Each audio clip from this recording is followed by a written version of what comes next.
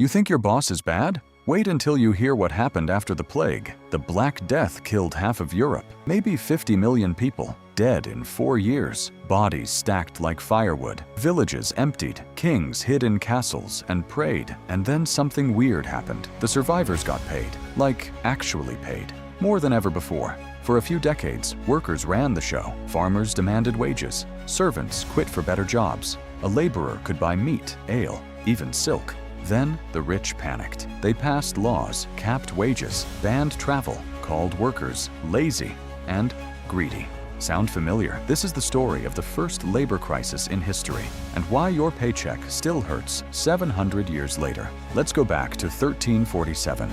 A fleet of Genoese trading ships docked in Messina, Sicily. The sailors were dying, black boils on their necks, blood coughing from their mouths. Within days, the city was infected. They called it the Great Mortality. We call it the Black Death. It spread like nothing anyone had ever seen. Rats, fleas, bad air, God's punishment. Nobody knew, but everyone ran. By 1348, it hit France, Spain, England. By 1349, Germany, Scandinavia. By 1350, Russia. 4 years, one continent, half the population gone. In some cities, 70% dead.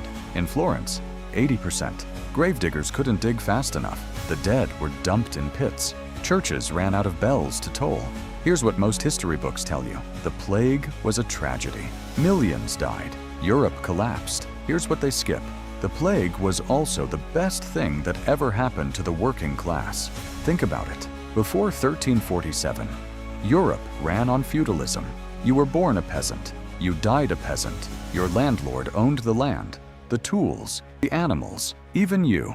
Basically, you worked his fields. You paid his taxes, you ate his bread. If you complained, he threw you out. And there were a million other peasants waiting to take your spot. Then the plague killed a million of those peasants. Suddenly, there were more fields than farmers, more animals than herders, more castles than servants. Supply and demand flipped overnight.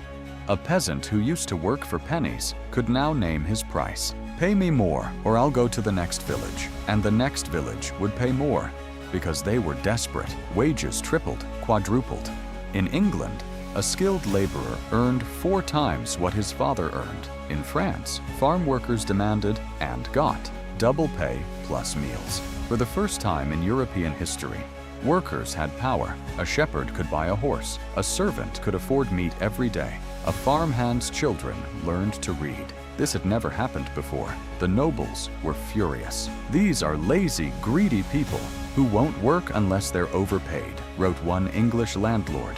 Another complained that servants would rather beg in idleness than earn their bread by labor. Sound like anyone you know? The rich didn't just complain, they acted. In 1349, King Edward III of England passed the Ordinance of Laborers. New law, wages were frozen at pre-plague levels. Anyone demanding more went to jail. Anyone who left their village to find better pay was branded with an iron. Same law said, workers must swear an oath to accept whatever wage the landlord offered. No negotiation, no quitting, no freedom. If a landowner caught a worker from another village, he could arrest him, chain him, force him to work for free. This wasn't capitalism, it was feudalism with a boot on your neck. And here's the part that will make you angry. The same nobles who passed those laws, they were the ones raising prices. Rents doubled, food prices tripled, wool quadrupled. They froze wages. They didn't freeze prices. When peasants complained, the nobles called them ungrateful. When peasants tried to leave, the nobles called them criminals. When peasants died of starvation, the nobles called it God's will. Then came 1381, the Peasants' Revolt.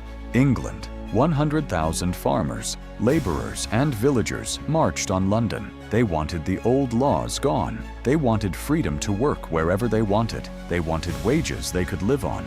The king's soldiers killed them. Hundreds died. The revolt failed. But here's the thing, the rich never forgot how close they came to losing everything, so they got smarter. Instead of just passing laws, they created a story, a myth. They called it the idle poor. The idea was simple. Poor people are poor because they're lazy. They don't want to work. They want handouts. If they just tried harder, they'd succeed. This lie is still alive today. You've heard it. Nobody wants to work anymore. People are too entitled. Wages are already too high. That's not an opinion. That's a 700-year-old propaganda campaign. The Black Death gave workers power for the first time. The rich spent the next 7 centuries taking it back. A job could be whipped, branded, or sold into slavery. In the 1700s, the Industrial Revolution created factories. Workers packed into cities. The rich invented the company store. Pay workers just enough that they could never leave. In the 1800s, unions formed. The rich hired private armies to break them. Workers were beaten, arrested, killed. In the 1900s, the New Deal gave workers minimum wage, overtime pay, collective bargaining. The rich spent decades chipping away at it. In the 2000s, right-to-work laws gutted unions. The gig economy turned workers into independent contractors with no benefits. Inflation ate wages. Housing costs exploded. And every time workers ask for more, I need to afford rent, someone calls them lazy. Here's the truth the plague teaches us. Workers only get paid when they're scarce. When there aren't enough hands, wages rise. When there are too many hands, wages fall. The rich know this. That's why they fight immigration. Not because they hate foreigners, because more workers mean cheaper labor. That's why they automate jobs. That's why they send factories overseas. It's not personal, it's arithmetic.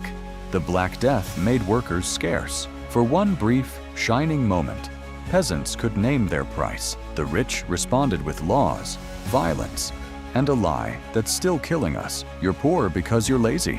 So what can you do? You can't bring back the plague, obviously. Don't do that. But you can understand the game. Your boss isn't the enemy. The system is. The system that froze wages in 1349 and froze them again in 2024. You can organize, union, strike, quit, start your own thing. Barter with your neighbors. Build something your boss can't take from you. The peasants of 1381 lost their revolt, but they terrified the rich so badly that the rich are still terrified today. Every time you ask for a raise, they hear the ghost of 100,000 farmers marching on London. Let them hear it. If this story made you think differently about your paycheck, we find the parts history books skip, and then we use them. Hit subscribe. New animation every week. See you in the next one.